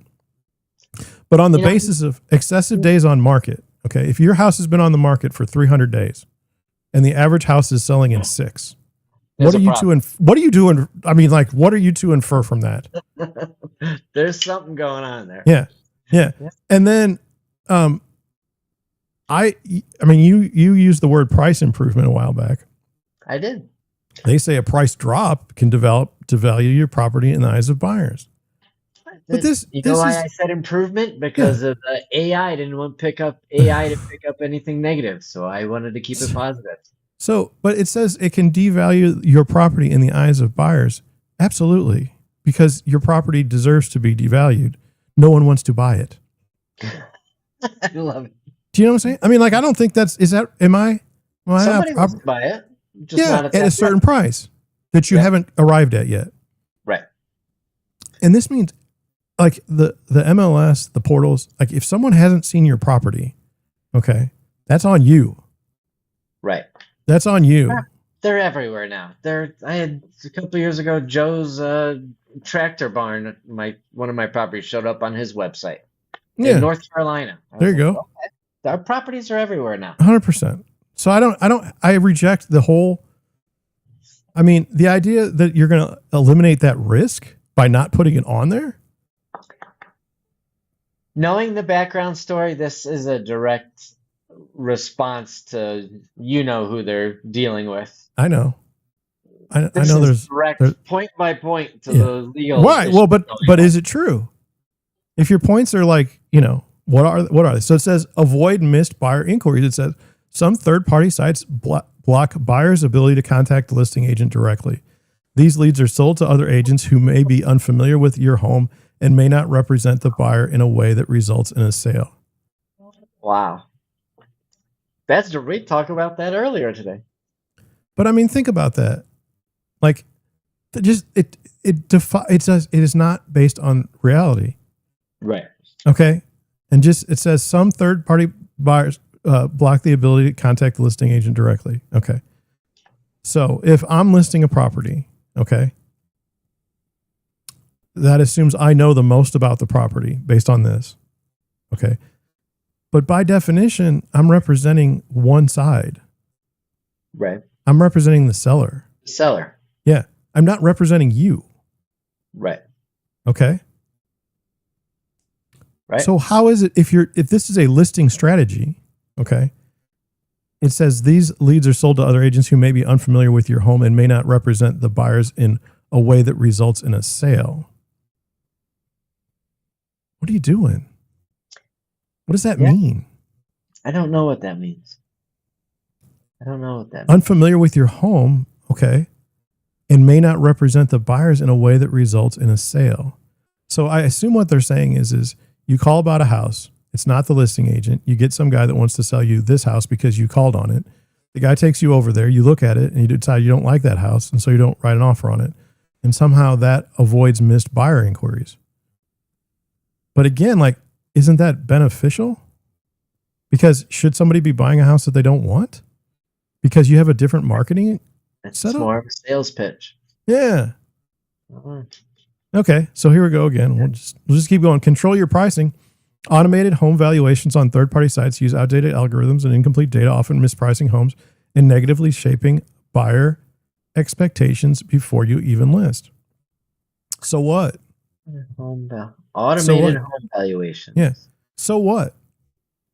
So say I come up with. So say I go on Zillow and it says that my house is worth $500,000. Okay. And it's actually worth $700,000. Do you think the market discovery is not going to happen if you don't list the property? Take it the other direction. Are you going to benefit from the fact that Zillow says your house is $500,000, it's only worth $300,000? Right. If it cuts both ways, what difference does it make? And why are you using algorithms in the first place? You've never stepped foot in the house? Right. You have no comparable sales? Yep. What are you doing? The algorithms are getting worse. This is written for people that know nothing about real estate. Right. And it'll work perfectly for them. But if you've ever been in the business for 5 minutes and have half of a brain, you see that this is just silly. That's where they're pointing to. The volume, the person who's just flipping, and hey, I want to buy this like a loaf of bread. It says no negative insights added to your listings. Portal can add their own assessments and information to a listing, which may not accurately reflect the true condition, value, or desirability of your property. All I can say is, does that mean it shows that there's a lien on your property? And then is a lien a good thing? No, it's not. Matter. Right.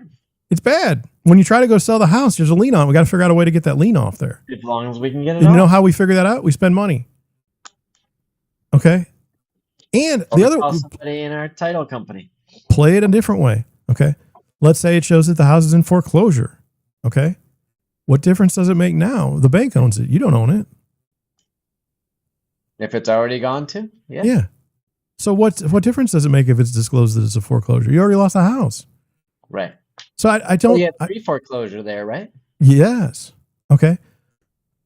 But that same force, like I'm looking for a pre-foreclosure. I'm not looking to spend top dollar on a pre-foreclosure by definition. Yeah.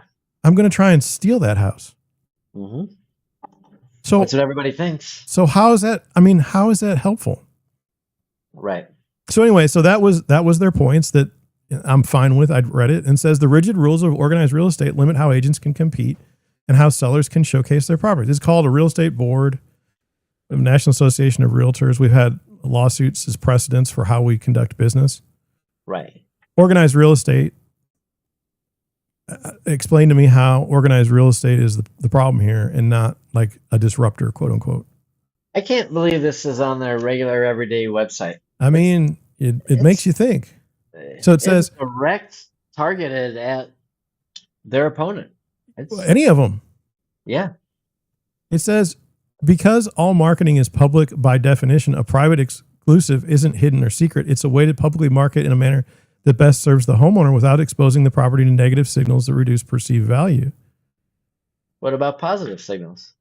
Well, there you go. And how is restricting your house from the marketplace going to get you a better price for your house? Right. Like, for instance, I always have this problem. I'm just going to say this, okay? Like somebody says, what's the value of my house? I look at the comps and I say, it's probably about this. It's probably about, okay? Mm-hmm. Now let's just say an investor came over and said that your house is worth $200,000 less than it is. And you're old and you didn't know that the investor's not trustworthy, honest, or anything like that. And so you said, okay, right. I'll go ahead and sell to you for $200,000 less. All right? Right. You never put it on the market to know that you were that low in price and that you could have gotten way more money. Right. You created a one-on-one marketplace where you have no price discovery whatsoever. Right. How in the world is that protecting your seller? I agree. I mean, that's terrible.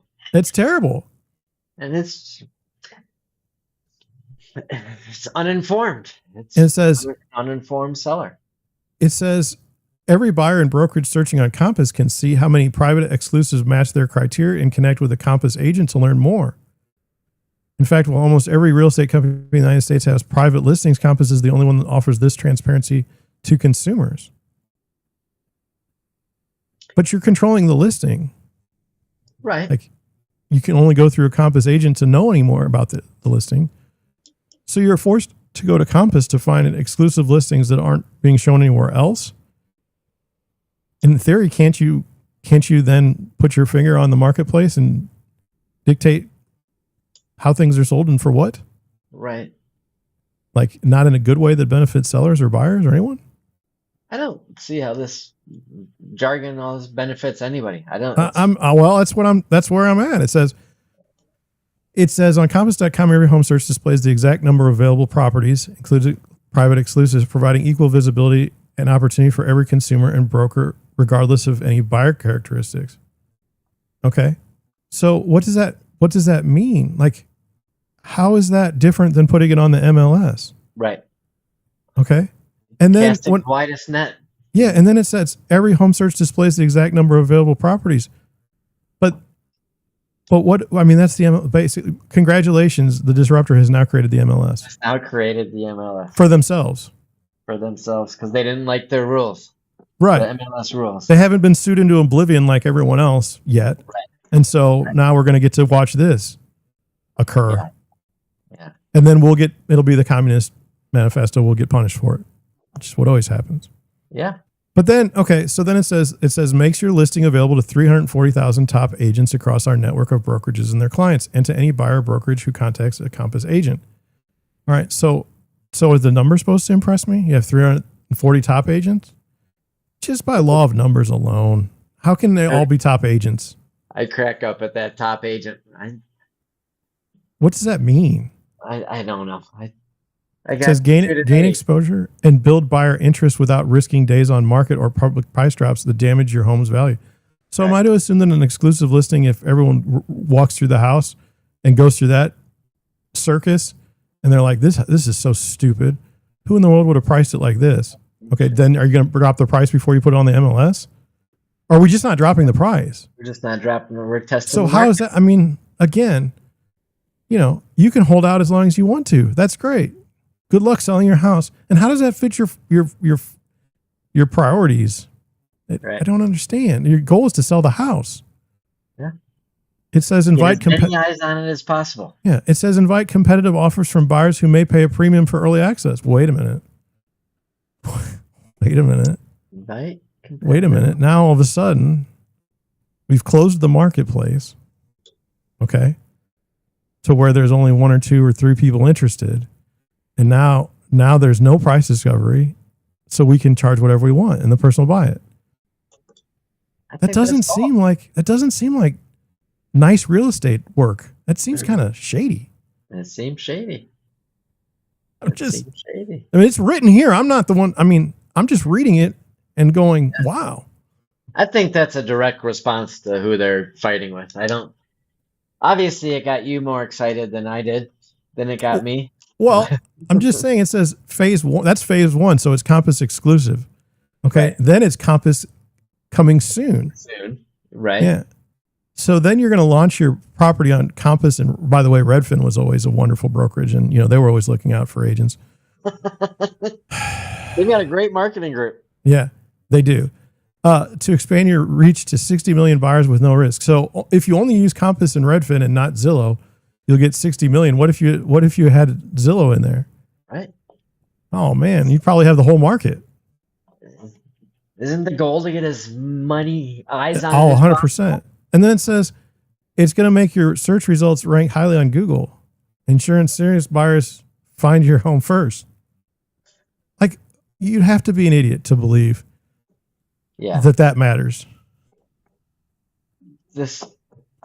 I'm not buying any of this. I'm not buying what they're selling. It says your listing is prioritized in search results and more likely to rank higher on Google. Well, wait a minute now. What are we going to do with AI? How are we ranking on AI? What if we don't? Are we failing there? And then it says all buyer inquiries go straight to your listing agent, the expert who knows your home best. You know your home best. Listing agent is just trying to sell your house. Yeah. You've lived there. This is interesting. Watch this. I'm surprised they would have released this. Watch this. Mike, I in my history, I've had a call. Okay, I'm listing a house.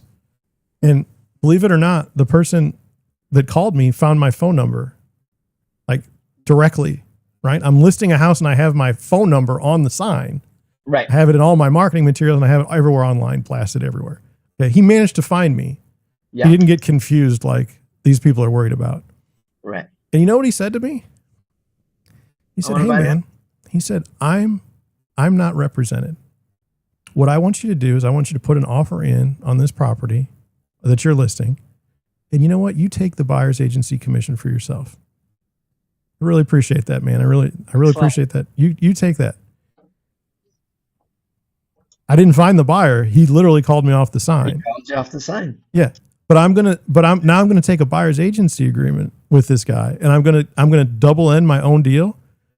Yeah. Where's my motivation to give the right price to the seller? Right. Yeah, this is really, really dirty stuff. It is. I agree. I mean, really dirty. And you would think that if you were trying to protect your behind, you would never want to put yourself in this position. Right. I'm surprised that they put that out there. What kind of liability are you running into when you control both sides of the deal and something goes wrong in the house that somehow didn't make it through every single disclosure and everything else? Yeah. What happens when you've got a property listed exclusively in an environment where only certain people can see it and someone overpays by hundreds of thousands of dollars? What happens then? Even beyond like a for sale by owner. You ever work with a for sale by owner? And there you go. End up doing both sides anyway. I mean, it's insanity. So then we'll go a little further here. Then that says phase 3 is go live on all platforms. Right. Go active on the MLS with learnings from phase 1 and 2. Your learnings from phase 1 and 2 are very simple. You didn't price the house right. you didn't learn anything. Exactly. Nobody saw it. No. Right. And then it says you know what strategically launching a house on the MLS is? You press a button. It says go live. Right. It's kind of like a live stream, in fact. Try and do it Thursday at 7 p.m. Yeah. Yeah. Well, yeah. I mean, I have a strategy that's more than 3 phases. So am I better? Yeah. I mean, by definition. And then you go to these numbers. It says marketing by the numbers. Our research shows that Compass sold homes that are marketed before results or marketed before going active on the MLS and portals on average are associated with these results. 2.9% higher closing price, 20% faster to contract, and 30% less likely to drop in price. Well, on the 20% faster to contract, how would you wouldn't even, it wasn't even available. Right. And faster than what? That's what drives me crazy about these. Right. Higher than what? 20% faster than what? 30% less than what? And then I'm not a wordsmith, but it says Compass private exclusives are available to all. Well, then how is it a private exclusive? Didn't that just erase everything It they seems said? like it. It seems like it. And it says not being on the MLS to start helps more sellers and is good for competition. Well, then what about the buyers? Do we not care about them? Not being on more sellers. Helps more sellers. Is good for competition. According to who? I can't believe that this is their main website to try and get clients, but it says, like and then they just, I mean, it's just like, it's word gobbledygook. It says the free market system thrives on diversity with different companies offering distinct products and consumers empowered to choose what best suits their needs. Well, what the hell? We're not in how are we not in a free market real estate system in the United States of America in 2026? Yeah, right. I don't even understand that. I don't either. That sounds like Kamala. It's a mess. When choice disappears, this is just a funnel, a marketing funnel. It says when choice disappears and control is concentrated in a single source or monopoly, the result is inevitable: higher prices, fewer options, and lower quality. Well, higher prices for sellers. Isn't that what you just spent the last, I don't know, 20,000 words telling me that that's what you were trying to do? Now all of a sudden it's bad? Right. And then, obviously they're not a monopoly, but they are the largest brokerage in the United States. So, I mean, I don't understand. I don't understand. I don't either. I think, like I said, I'm not putting any weight in this. I don't know why they would do this. Some of my best friends, like I say, they're under the Compass umbrella. Yeah, well, I don't disparage agents for being under a brokerage that they feel that that's what they want to do. Right. I'm talking specifically about policies that seem to hurt actual choice. I agree. I believe in free markets and getting the most, And it's still gobbledygook. At Compass, we believe the same principles that drive a healthy economy should also define how homes are bought and sold. Right. What is that? Well, show me a healthy economy. When you come down to it, we all do the same thing. We all have access to the same tools. I mean, it's the agent, it's the relationship with buyers and sellers. Millions of dollars have been spent on this ridiculousness. Yeah. Now, it sounds like it was written in anger almost. Oh. Now, I will say this. Okay. Where are we at? Say I have a $6 million listing. Okay. I don't want like somebody that's not qualified coming through my house. Yep. Okay. Yep. But I mean, to me, it goes on the MLS. The person calls and says, I'd like to schedule a showing. The agent or the buyer, you say, okay, I'd like to see a pre-approval, or I'd like to see some proof of funds before I schedule a showing. Yep. And it's handled that way. Yeah. And if they can afford it, they have no problem giving you a proof of funds. Right. So I don't see where, like, even if you want to go with like a concierge service. Right. Like I saw this thing, and I hate to say anything nice about Berkshire Hathaway. But there was a house like in Florida, okay, and there's this exclusive listing group within your outfit, okay, and they really do spend some time trying to figure out how are we going to move a $50 million house. Yeah. How are we going to do that? It takes some time and money. Yes, and they back it up. They'll do who's got 50 million that we know. They'll take pictures. They'll use the good paper on the marketing materials. Right. I mean, they are committed, and there's a whole group of them dedicated for it. To me, that would be, if I had a high dollar property, that'd be what I want. I'm happy with that. That property doesn't sell because you have fancy paper on a brochure. It sells because so-and-so knows so-and-so knows so-and-so. 100%. But what I'm saying, though, is I understand the idea of a private listing. Right. Take any famous athlete. I don't know anyone off the top of my head that I want to mention because I'm mad at everyone. But anyway. You do get fired up. Yeah. So do I want to say I want to see somebody's house? I don't think I should be allowed to go see it, quite frankly. It's not like the zoo, right? Not the zoo, for sure. I'm calling people and taking up everybody's time, and I can't buy the house. What am I doing? We run into that a lot in Paradise Valley and Scottsdale when, you have a qualified buyer. Right. I want to see something on paper. I don't want to see a screenshot. I want a letter from your bank, your financial person. Right. So even then, I would still have it listed on the MLS. Yeah. And then the other thing is say a $10 million property. Okay. Let's say it sells for $100,000 less than asking. On a percentage basis, are we really going to get upset about that? Right. Come on. This is a marketing program for people that think very highly of themselves, that are pretty much just like the rest of us. But they can't take their back end systems. Okay. But I don't know. Anyway, I just wanted to put out there that you really, even if you have all the information, you're really running into a situation where you know too much about too little, and you're running yourself right into a telephone pole. Yeah, I think the public does not know what's going on between the big brokers and the Zillows and the Lost. They don't know, and they don't care. Just sell my house. Exactly, and that's where it's fascinating. Is how we talked about Redfin has this research department, and they just come up with the most wild stories. That they could be true. They could be true. I'm just saying, headline wise, they're just wild.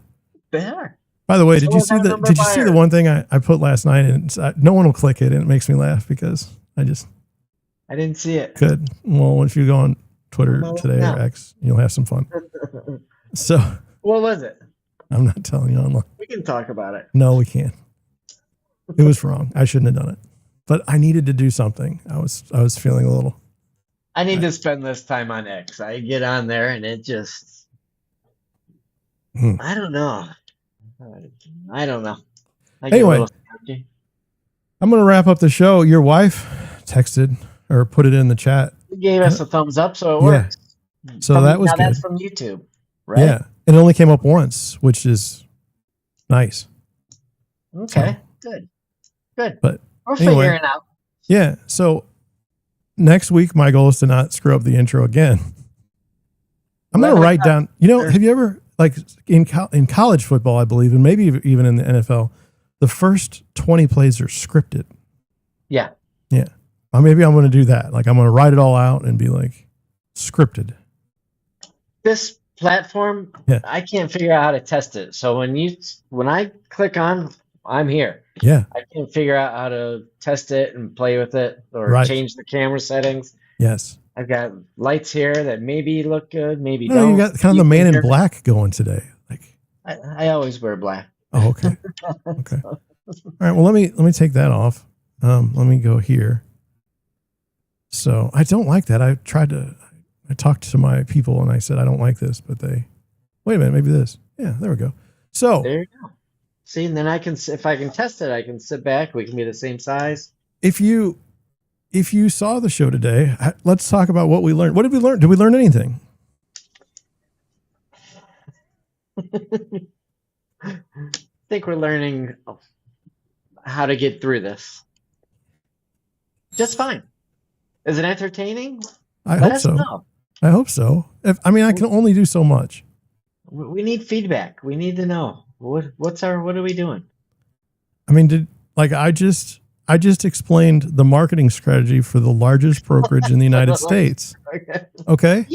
Yeah. In theory, you should be pretty now you know, right?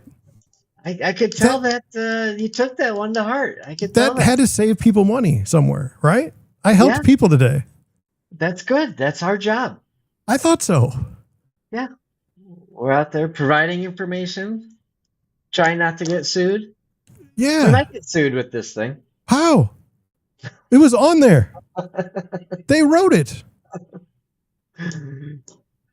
Yeah. On their main site. It's not hidden. That surprises me. I don't know. All I right. could talk all day about it. All right. Well, so I apologize. We did go over again. I can't do that anymore. We got to be more. Moving on. Maybe we need two tighter topics. I don't know, but then what topics. I thought about that, but what happens if there's certain topics I don't like and I want to get off of them. We can't like everything that we have to talk about. Well, I thought we would show passion. You know what I'm saying? Shouldn't you be passionate about the things you talk about? You should be. Yeah. Yeah. I mean, I know on Friday mornings at 10 Mountain Time, I want to know what happened in the Arizona residential real estate market from last week to this week. And I'm going to bang it out in 100%. 10 minutes as fast as I can. Right. The numbers moved 0.1%. Right. There was 4 houses more than if you want to know, you know what I'm saying? tune in. You understand, if you try to produce a product that isn't passionate, it doesn't work. No, exactly. So and obviously you and I both enjoy chatting about this. Are we still live? Are we still there? Yeah, 100%. This is authentic. Right? That's the goal. So I just want people to know the goal is authenticity. This is what I think as a real estate broker. This is what I think about this. Yeah. And we may be right. We may be wrong. 100%. Everybody's got them. I've lost a listing to a Compass agent before. Yeah. You know how? Oddly enough, it was I don't know if they're still doing it. It was on their, what's the word for it? The staging. Oh yeah. Yeah. So I know this sounds, I'm not, don't quote me on this, but you pay them to help you stage your house. Okay. And then you don't have to pay for it until closing. Okay. Rather than upfront. Can anybody do that? I don't know. Here, everybody can do that. Well, here, you pay upfront. Do you? Mm-hmm.